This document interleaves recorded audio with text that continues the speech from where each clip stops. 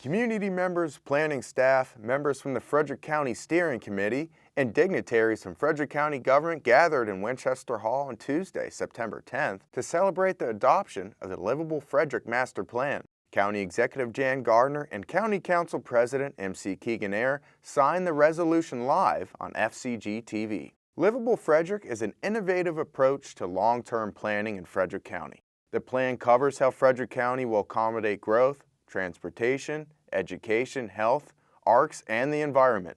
The comprehensive plan has been in the works for 4 years.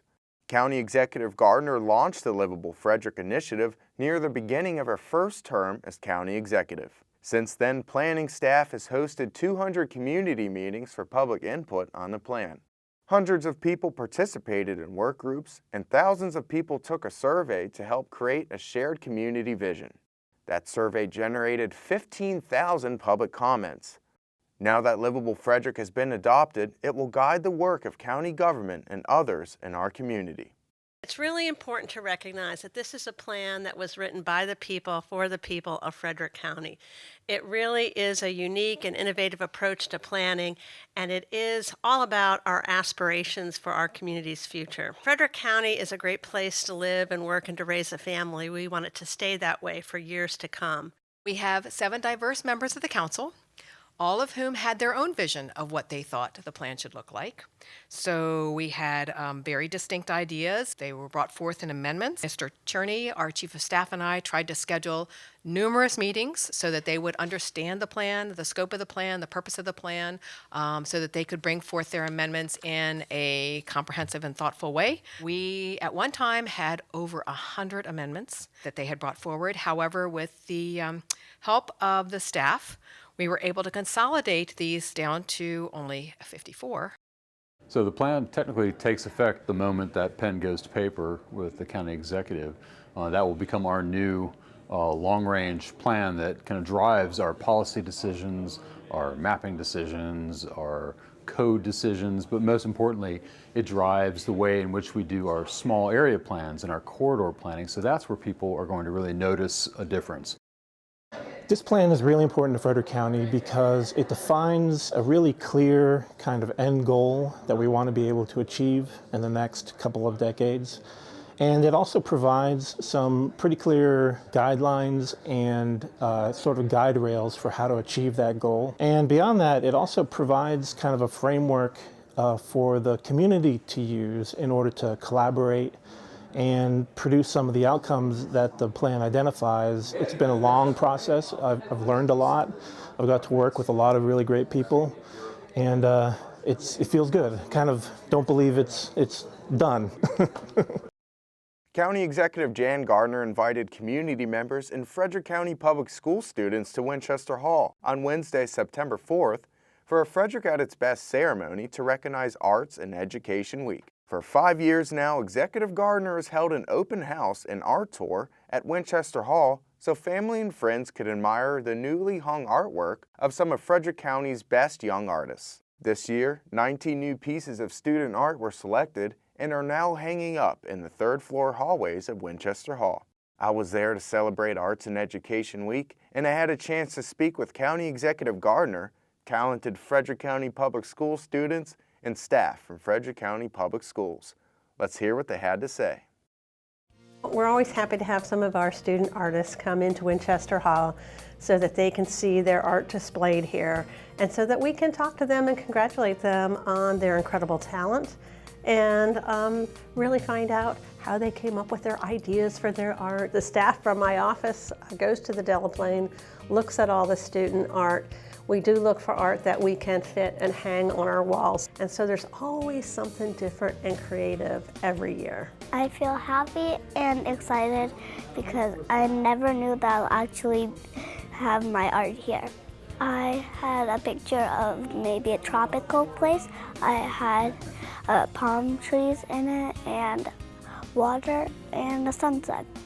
My teacher showed me a picture and said that was the right kind of paint to do, acrylic paint. I feel very proud of my picture. I want to keep on doing art and I'll maybe stop or maybe go on. When I drew it, I was in 5th grade in elementary school, and my teacher we had to do like animals.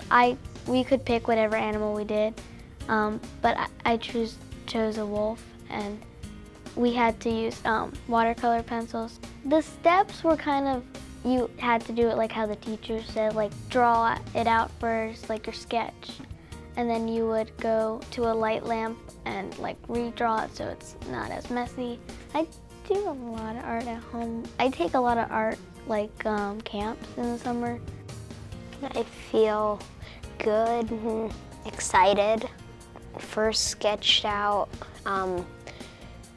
a picture of a vase with sunflowers, and I first had to sketch out the table that it was on, and then sketch the type of vase I wanted and draw what type of flowers I wanted. We were supposed to put flowers in the vase, kind of to make it look decorative.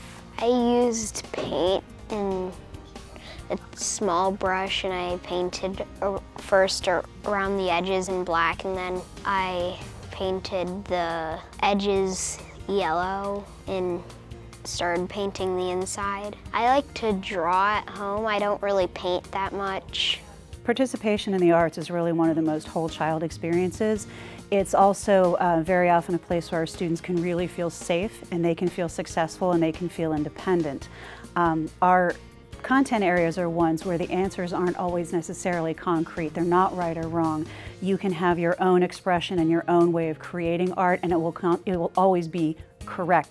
You can walk down this hallway many times and find something new to see and enjoy. Every year we move the art around the building, and the different agencies and divisions really want that art in their hallway because people really do enjoy it and value it.